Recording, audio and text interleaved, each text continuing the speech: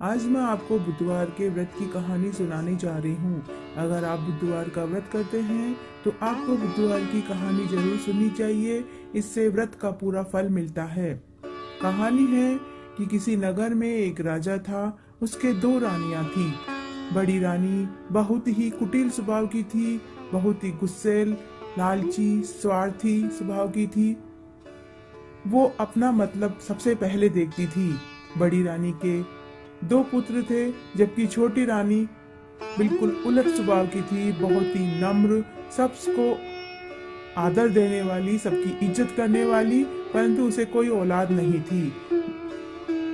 छोटी रानी के कोई औलाद नहीं थी, परंतु वो स्वभाव में बहुत ही नम्र स्वभाव की थी। उसके कोई औलाद नहीं थी और वो गणेश जी की पूजा पाठ किया करती थी। हमेशा गजानन जी, गजानन जी, गजानन जी बोला करती थी। बड़ी रानी राजा को किसी न किसी कारण के लिए वो अपने पास ही रोक लेती थी। छोटी रानी के पास वो जाने नहीं देती थी। कभी वो कहती थी बच्चे की बुखार है, कभी किसी और वजह से वो राजा को अपने पास ही रोक लेती थी। वो छोटी रानी के पास जाने नहीं देती थी। एक बार की बात है कि राजा अपने नगर से दूसरे शहर में जा रहे थे, तो उन्होंने बड़ी रानी से पूछा कि उन्हें दूसरे शहर से कुछ सामान मंगवाना है। तो बड़ी रानी ने बहुत लंबी चौड़ी लिस्ट दी और खाने की, पीने की, अपने बच्चों के लिए, खुद के लिए सोने चांदी, कपड़े, गहने, सब कुछ उस लिस्ट में लिखकर दे दिया। जब राजा छोटी रानी के पास पहुंचे कि आपको भी नगर से कुछ मंगवाना है, तो छोटी रानी कुछ नहीं बोली, सिर्फ गजानन जी बोल रही थी। तब मंत्री ने कहा कि महाराज, छोटी रानी कभी कुछ अपने लिए नहीं मंगवाती है, तो क्यों नहीं हम उनके लिए गणेश जी की एक छोटी सी प्रतिमा आते समय ले आए। तब राजा ने कहा, हाँ मंत्री, आप याद रखना, मैं भूल जाऊं तो भी आप याद रखना। इस प्रकार राजा नगर को चले गए। जब वो वापस लौट रहे थे तो बड़ी रानी ने जो लिस्ट में सारा सामान दिया था वो तो राजा ने सब कुछ खरीद लिया, लेकिन छोटी रानी के लिए वो गणेश जी की प्रतिमा लेना भूल गए। अचानक से मंत्री को याद आया और उन्होंने राजा को याद दिलाया। राजा ने कहा, हम तो भूल ही गए हैं रानी के लिए प्रतिमा लाना। तभी अचानक उन्होंने देखा कि सड़क के किनारे एक मूर्ति बेचने वाला बैठा था। उसके पास सभी देवी देवताओं की मूर्ति थी। तब राजा ने मंत्री को आदेश दिया कि आप जाइए, वहां से एक सुंदर सी गणेश जी की प्रतिमा लेकर आ जाइए। तब मंत्री वहां पहुंचा और पीतल की बहुत सुंदर प्रतिमा जो गणेश जी की थी वो लेकर आ गए।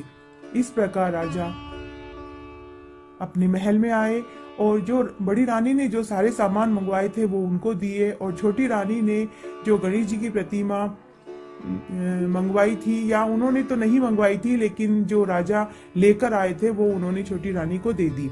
छोटी रानी ने गणेश जी की प्रतिमा देखकर बहुत प्रसन्न हुई और उन्होंने उसे पूजा के स्थान पर स्थापित कर दिया।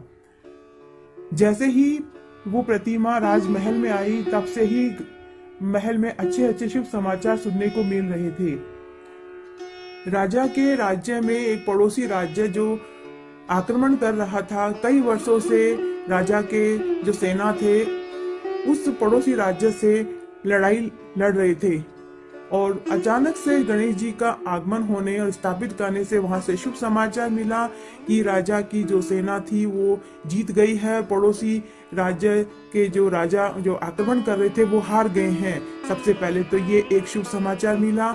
उसके बाद उस राजा के राज्य में पानी की बहुत कमी थी। अचानक से उनको समाचार मिला कि सारे जलाशय, तालाब, बावड़ी, कुएं सब पानी से भर गए हैं। पेड़ पौधे पर फूल और फल उग गए हैं और बहुत अच्छी फसल हुई है। 3 महीने बाद ही रानी को भी गर्भ ठहर गया। इस प्रकार से जब से गणेश जी को स्थापित किया है, तब से अलग अलग जगह से अच्छे अच्छे शुभ समाचार सुनने को मिल रहे थे।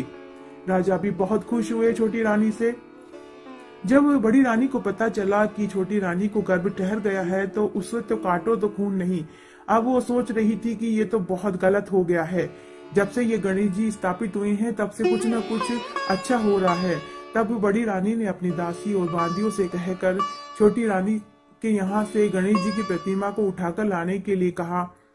4 दासियां छोटी रानी के पास पहुंची।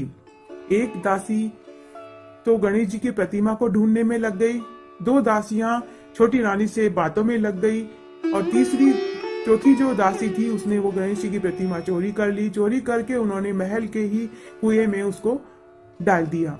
रातों रात ही वहां पर एक बहुत ही बड़ा सा पेड़ उग गया। उस पेड़ में एक बहुत ही सुंदर सोने का फूल, सिर्फ एक सोने का फूल उसमें उग गया। सुबह उठकर जब सबने देखा तो सब उस फूल को लेना चाह रही थी। सबसे पहले दरबारी वहां पहुंचे तो वो फूल किसी के हाथ नहीं आया। फिर बड़ी रानी वहां आई, फिर राजा आए, सारे मंत्रियों को बुलवाया गया, किसी के भी हाथ में वो फूल नहीं आया।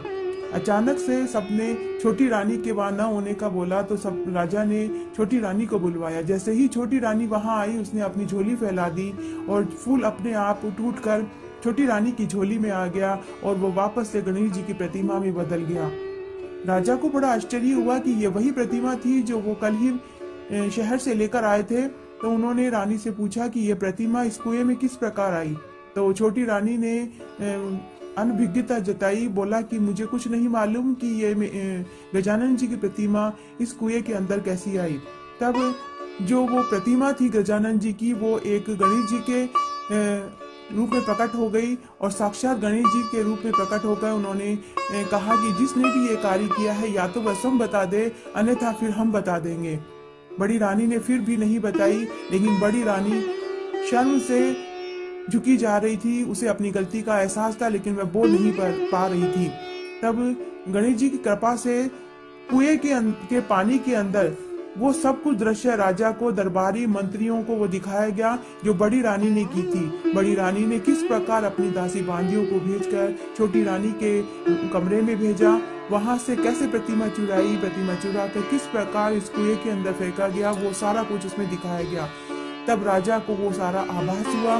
राजा ने बड़ी रानी को दंड दिया और बड़ी रानी और उन सभी दासियों को उस नगर के बाहर एक जो पुराना किला था वहां पर रहने का आदेश दिया और उस प्रकार गणेश जी भगवान अंतर्धान हो गए। सबने गणेश जी भगवान को हाथ जोड़कर नमस्कार किया और राजा ने अपने ही महल के अंदर एक बहुत सुंदर गजानन जी का मंदिर बनवाया और उसके अंदर उस प्रतिमा को स्थापित किया और पूरे नगर में ये ढिंडोरा पिटवा दिया गया कि सभी बुधवार का व्रत करेंगे, कहानी सुनेंगे और इस प्रकार से सब बुधवार का व्रत करने लगे।